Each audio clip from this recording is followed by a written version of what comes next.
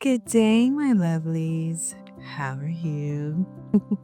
If you don't know me by now, I am the Stephanie Nicole, and I am going to take you on this journey with me as I go through the process of pivoting, transitioning into my 40s. We're going to be talking about how, in this new season in my life, how I am transitioning, and I'm going to take you along this journey with me. New city, new opportunities, new baby. So I want you guys to come along with me. And as I stated in my last video, I'm going to chronologically walk y'all through from all the way from last year up until this year on everything that I said never say never, because I have done it or I am currently doing it. So never say never. Lock it down, but I told her to pass the key. You gotta slow it down, girl, you moving too fast for me.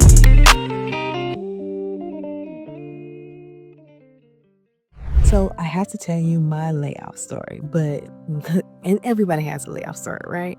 But the difference between I got laid off twice in these last 4 years. So let me take you on a little bit of a journey about my layoff story. Let's go back a little bit, shall we? I want to give you guys the full detail as to what happened. Maybe to why I got laid off twice. So I have over 20 years of experience in talent acquisition, workforce development, recruitment. I love what I did, right? I love being able to connect people with opportunities because at the end of the day, that's how you feed your family. And if you're going to spend 8, 10, 12 hours a day at work, you might as well do what you love. And so that was me. I love finding the right person for the right opportunity and watching them grow and flourish in it. But I think being that I've been in it for so long and I was old school, like purple squirrel old school. And if you've been in talent acquisition and you hear somebody say purple squirrel, you're like, girl, you've been in this for a long time. And so many things have changed over the years. And there's nothing wrong with that. You have to grow. But I think if I'm being honest, with all of the changes and not seeing the real growth in talent acquisition that I wanted to see, not seeing, corporations or companies take talent acquisition seriously because we're hiring the people that work for you. Why wouldn't you? But they don't. Please believe they don't. It kind of led to the burnt out. And so I see why I fell out of love at talent acquisition. But squirreled, don't need squirrel. Back to it. So my first layoff. So I started with Delta in 2018. And I think it was July 8th, 2018 is when I started with Delta. I loved working for Delta. I had just left Amazon that February of 2018. That was an experience all in itself, honey.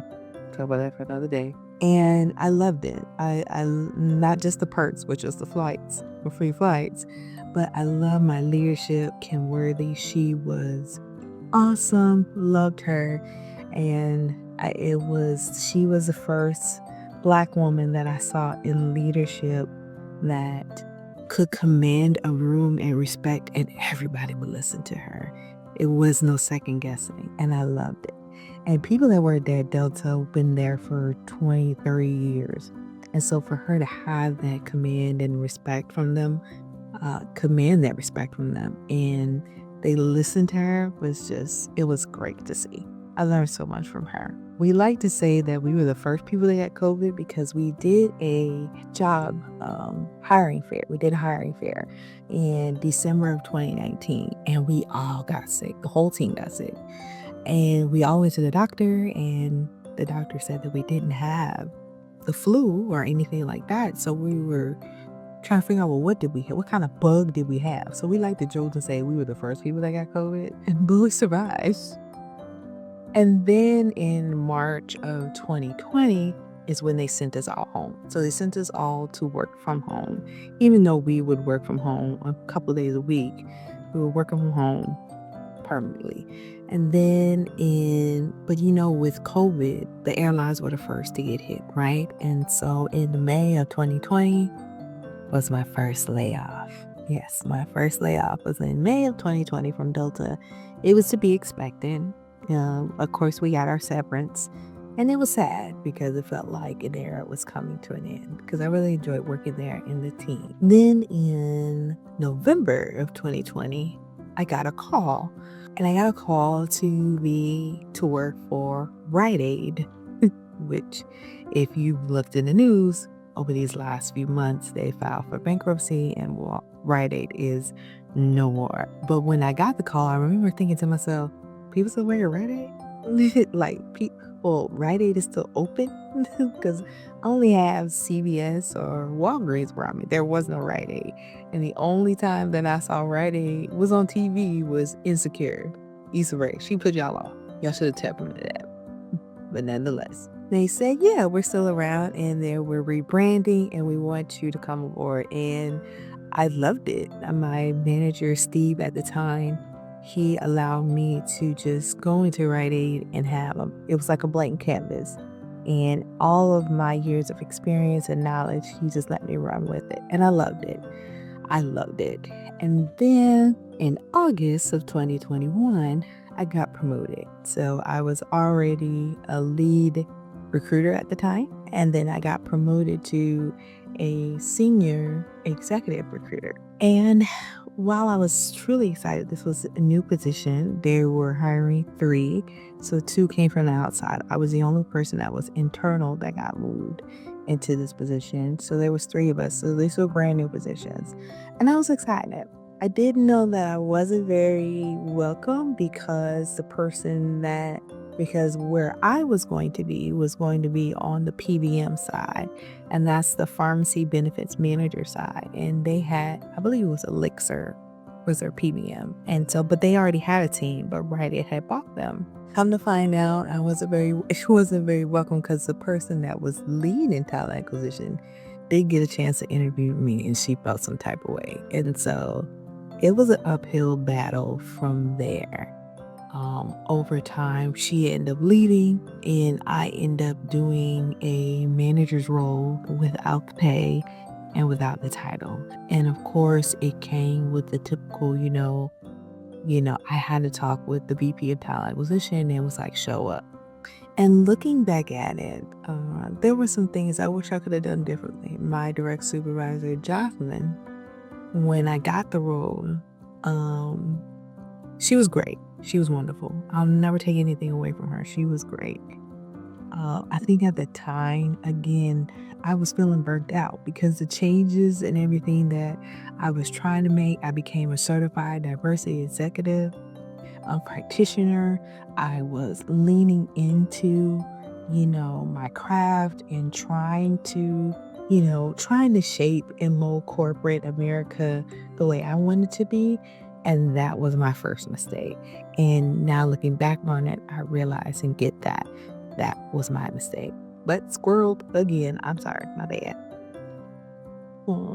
So they wanted me to show up. They wanted me to develop these relationships and things just became strained. And then the stress just became too much for me. So I ended up going on FMLA in May of 2023. When my 12 weeks was up in July, I just resigned. I couldn't go back. It was too stressful. I was working on things with my therapist and going back there just wasn't conducive to my health. But being that I already knew that I wasn't going back, I decided that, okay, I'm going to start looking for another job. In August of 2023, I found my new job. So July 2023, I resigned from Rite Aid.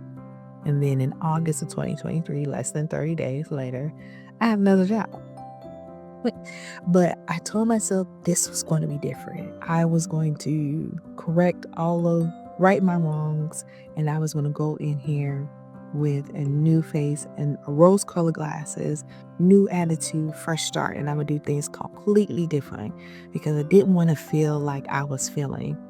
And unfortunately, some things just don't change, and that's exactly what ended up happening. I was the only person, for one, it wasn't a startup, but they operated like a startup because they've been in business for 15 years. And so they weren't a startup, but that's how they operated.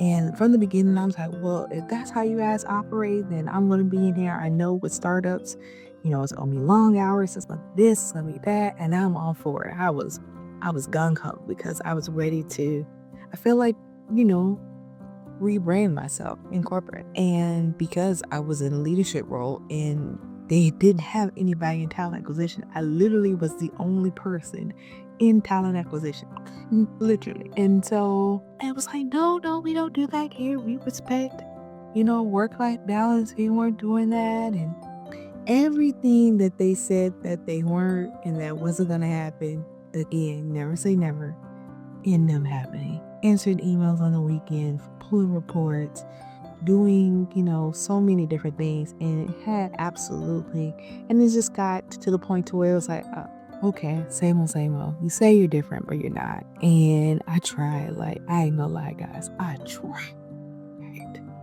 I tried.